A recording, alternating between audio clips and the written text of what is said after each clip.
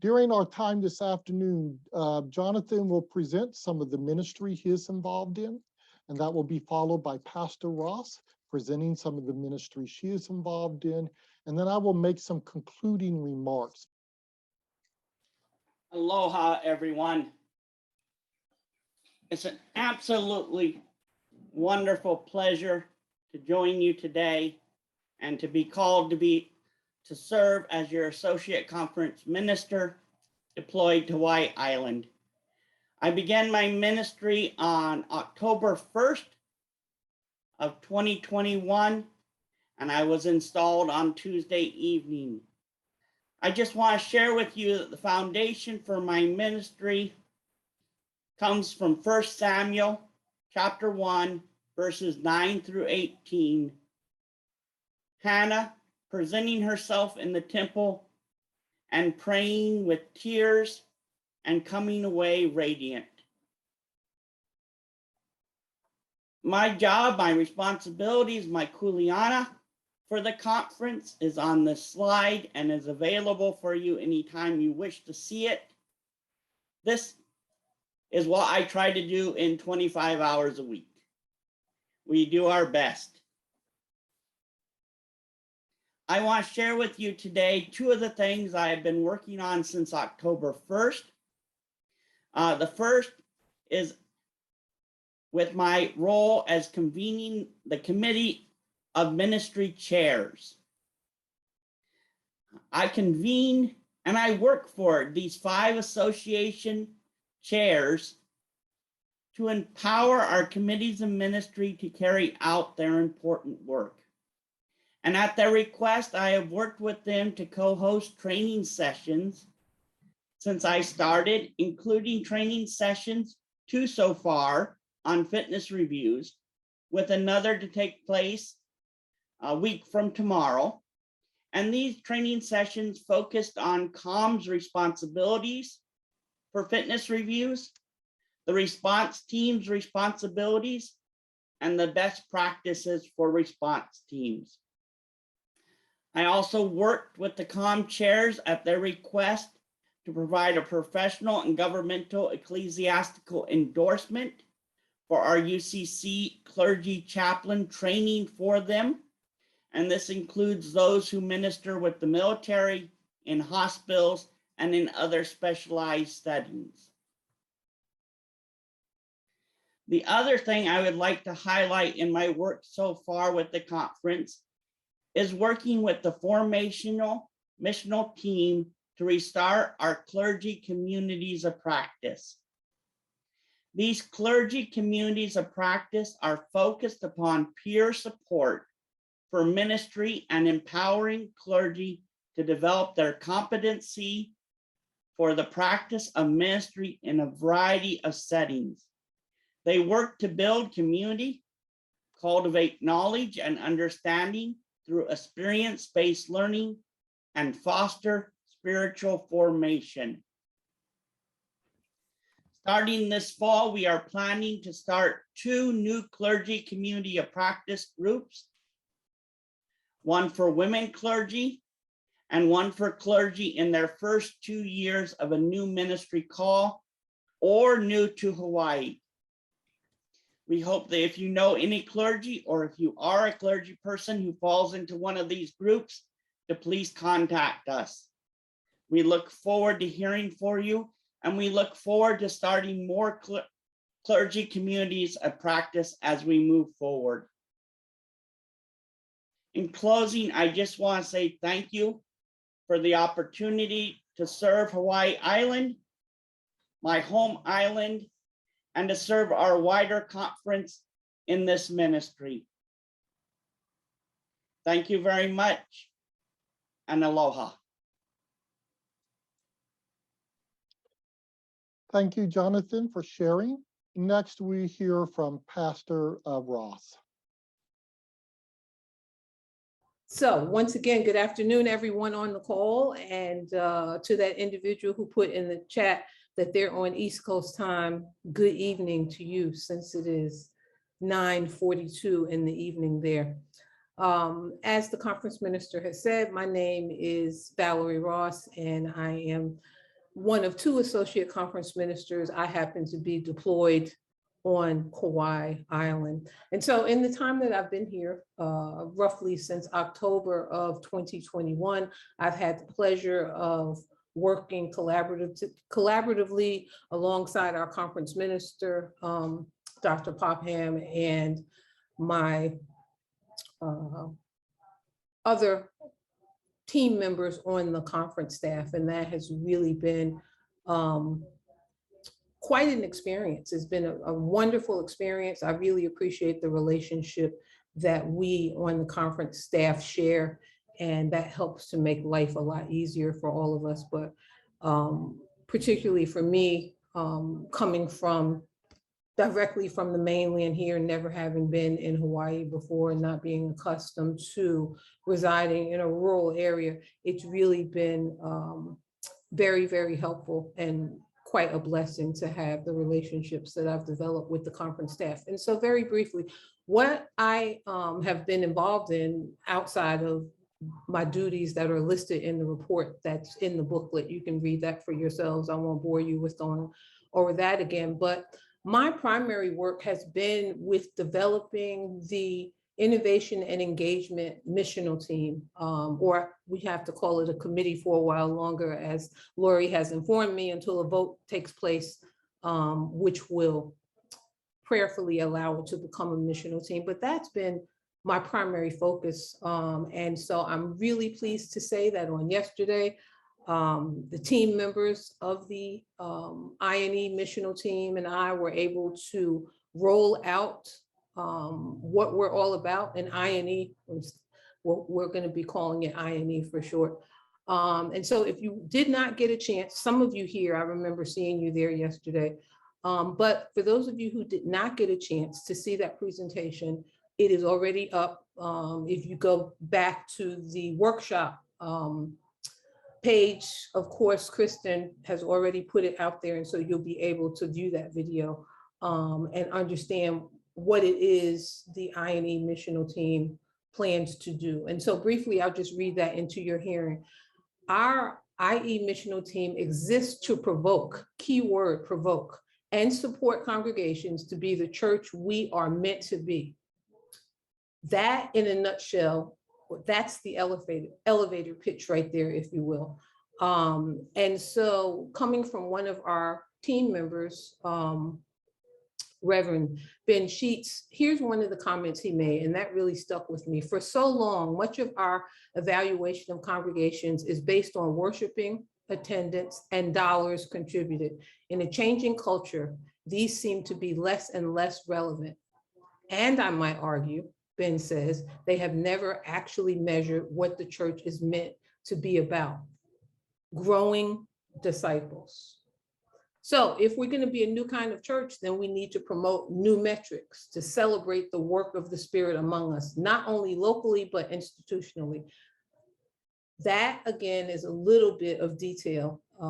Again, if you watch the video, you'll get much more than that about what āina is going to be about. And so I'm very grateful again for the people that have been working with me over these months to put together our vision and our mission. And I'm excited about what I believe the āina missional team will do for the conference. In addition to that, of course, ACM work, as most of you know, includes a lot of different things. And so from a pastoral perspective, from the perspective of my own personal theology, I am a Luke 4:18 through 21 person. And I believe, as Jesus said in his inaugural address, if you will, that those 4 items that he laid out there, the Spirit of the Lord is upon me. You all know the rest of it. I'm not going to take you through that. That is really where I'm coming from here. And so the support of some of the congregations here on Kauai has been a blessing, sometimes challenging, but has been a blessing. And so we're doing some really good work here with churches who really want to move forward and looking at behavioral covenants, and people are forming new pastoral relations committees and revising bylaws and constitutions and all those things that help us to move forward and become better at what it is we're called to do. So I appreciate this time. Once again, This has been a good experience for me with regard to the relationships I've developed. I appreciate our conference minister providing me with support and also the rest of the conference staff. Thank you so much. Thank you, Valerie and Jonathan, for sharing some insights into what you do. I'm assuming the conference is well aware. I know I am well aware that you do far more than what you talked about here today, and we are grateful for that as well. Earlier today, if you were in the Friends of the Conference Mahalo time, my apologies, you're going to hear some repeat here, but I did warn you then that you would. I talked about my journey to understanding what the role of the Hawaii Conference is. And what I mean by role, I mean the specific niche, right, that we occupy as this thing called the Hawaii Conference, United Church of Christ. And those who were gathered there, you will notice I have changed some of the language that I'm using based upon our conversations. You could tell me whether it's better or worse or indifferent. I'll still take the feedback that you give me. So thank you for that. In a nutshell, I think our niche as the Hawaii Conference is that we advance God's good news in Jesus Christ to areas awaiting God's redemptive touch while living in the tension between the gospel's God-given nobility and its human agenda entrenchment. I'll say that again. We advance God's good news in Jesus Christ to areas awaiting God's redemptive touch while living in the tension between the gospel's God-given nobility and its human agenda entrenchment. And I'm going to unpack that for you. Advancing the gospel, right? That's the gift of the missionaries. That's the good part of the legacy that we are carrying on, the willingness to demonstrate good news in Jesus Christ. And when I think about how we do that today, as opposed to 200 years ago, I think of the prayer quilt ministry of Aha Pae Hawaiian Congregational Church.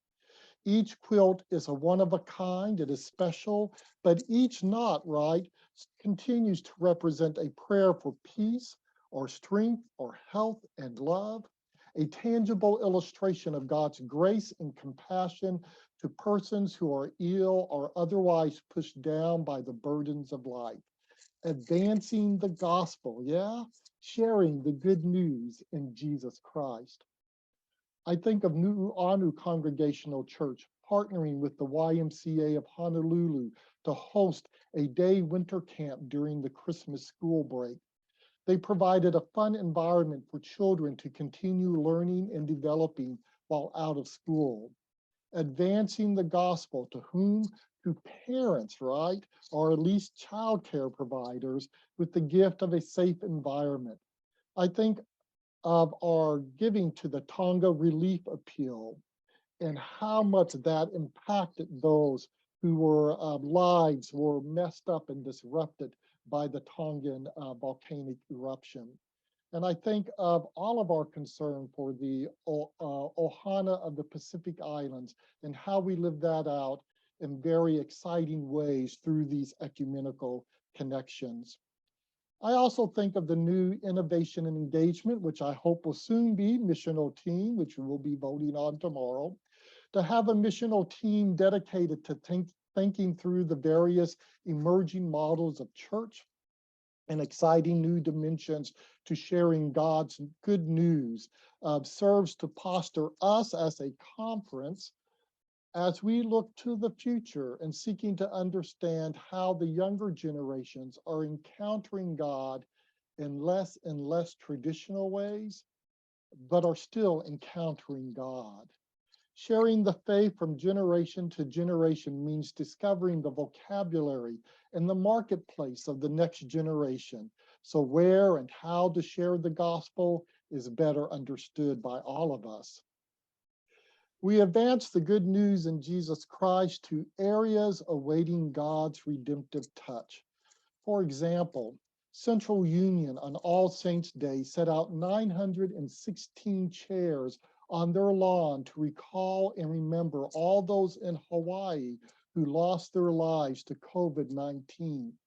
A healing touch of acknowledgement, yeah, of saying, I see you, to the families isolated by grief and loss, and largely by a culture that's turning a blind eye to those deaths. No doubt this pandemic has certainly created a plethora of areas in need of God's redemptive touch in our own personal lives, or maybe I'm making my own personal confession here. Our sense of being communal and in community has taken a strong hit, especially over family holidays, where we strongly feel the absence of those who should be around the table but are not there. Our churches, though, have found creative ways to help celebrate these holiday pieces. Topside Molokai, using a drive-through setup, served 400 Thanksgiving dinners to the residents of the island.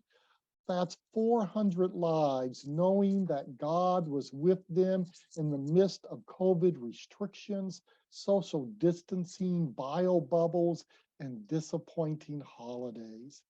Similarly, the Church of the Pacific and EAL, United Church of Christ, became community food banks to those who lost jobs or had their work hours reduced during the pandemic. These congregations providing some measure of food security, God's redemptive touch. This year, areas awaiting God's redemptive touch took the shape of living wages here in Hawaii as our legislature got underway. Greed is one of the most dangerous of sins in a capitalist society where the goal is for individual accumulation over the well-being of the whole, right? This spring, we saw a number of people across the conference and across all of our islands working toward living wages in Hawaii, standing for God's call for fair and equitable pay. I'll get that word said correctly. God's redemptive touch. But here's the caveat, and here's what makes the Hawaii conference unique. We advance God's good news in Jesus Christ to areas awaiting God's redemptive touch while living in the tension between the gospel's God-given nobility and its human agenda entrenchment. That's part of our legacy as well that we are still wrestling with. And we saw human entrenchment this past fall and spring when the right for unpolluted drinking water was endangered by the military, seemingly turning a blind eye to the leaks at Red Hill.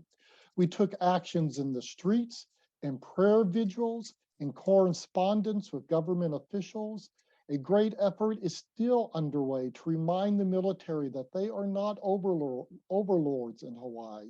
They are guests in Hawaii, and guests do not poison the water of their host.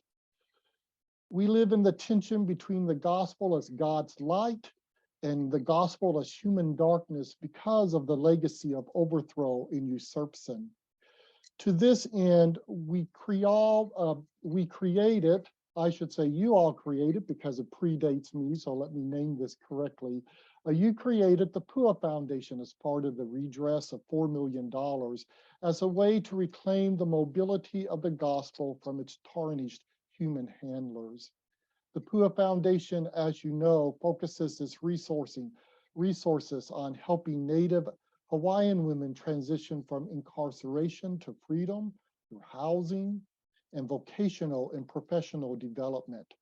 What a powerful way to honor the nobility of the gospel by honoring the nobility of the host culture. Living in the tension between the gospel's God-given nobility and its human agenda entrenchment is an uncomfortable place. We are often motivated to be satisfied with surface resolution as opposed to taking a deep dive into foundational problems. Because when we do that, we are often reminded that the fault is not God, it is us and how we use the gospel for our own agenda needs. The council is aware of these strains and is committed to finding paths that move the conference in appropriate directions. We pray for God's redemptive touch to continue in our communal life. Living in tension is never easy. We are pulled and we are strained, and most of us don't like being pulled and strained. In acknowledgement of this reality, the editorial team of the conference launched the Prayers of Aloha, an annual calendar of prayer for each congregation, which makes up the Hawaii Conference. It is published weekly, primarily on our Facebook page, but also through the Coconut Wireless, and it resides, of course, on our conference website as well. What a joy it has been to read about our congregations and to enter into prayer for and with them, moving congregation by congregation toward the God-given nobility of the gospel. That's it. From my perspective, that's our niche, our unique thing. We advance the good news in Jesus Christ to areas awaiting God's redemptive touch while living in the tension between the gospel's God-given nobility and its human agenda entrenchment. And I say mahalo for what you do as the Hawaii Conference of the United Church of Christ.